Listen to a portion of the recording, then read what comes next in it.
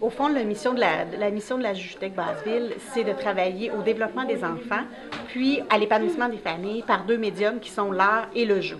On travaille beaucoup avec des familles en petite enfance, donc déjà dans le 0-5 ans, la persévérance scolaire, ça commence pas à l'école pour nous. Si tu es dans un bon milieu, une famille qui vient chercher des outils, qui empruntent des jeux qui vont avec le niveau de développement de l'enfant, qui ont des beaux moments d'interaction, des fois à la maison, la vie, ça va vite, on n'a pas nécessairement le temps de s'asseoir.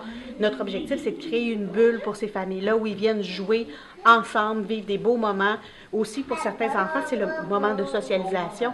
Donc, quand ils entrent à la maternelle, c'est important qu'ils aient passé du temps avec d'autres enfants. Je pense que c'est un peu rigolo, mais je pense que ça nous apporte, entre autres, c'est moi le côté créatif et faire du bricolage avec mon fils. J'haïs ça parce que je suis trop perfectionniste, ça m'énerve. Mais quand il vient à Jujutec, je sais qu'il rencontre des gens qui vont être patients avec puis accepter son côté créatif, éclaté, puis sans jugement. Fait que je pense qu'il peut tout développer ce côté-là créatif qui développe peut-être moins chez nous.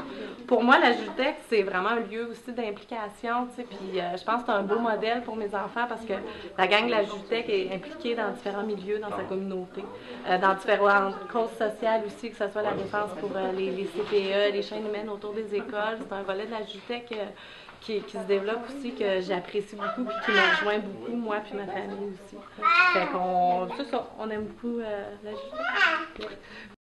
Ça fait plus de 22 ans que la Jujutec existe et travaille en partenariat là, avec les écoles, qu'on est ouvert en jeu libre depuis très longtemps. Disons qu'on ne parlait même pas à cette époque-là de persévérance scolaire ou du développement des tout-petits du 0-5. Puis nous, on le faisait déjà, donc on était bien contents quand est arrivé tout le mouvement qu'il faut commencer la persévérance scolaire avec le 0-5. Nous, c'est déjà ce qu'on faisait. Là, donc.